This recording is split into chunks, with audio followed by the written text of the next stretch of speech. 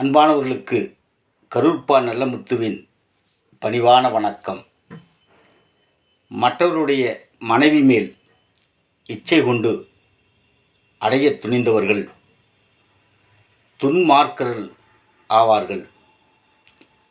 தீய வழியில் செல்லும் அறிவற்றவர்களை விட தரம் தாழ்ந்த தருதலைகள், துரோகிகள், ஈனப்பிறவிகள் ஆவார்கள். இது என் அறிவின் வெளிச்சம்.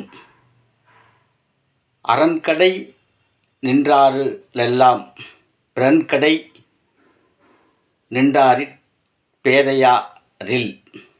இது வள்ளுவரின் குரல்.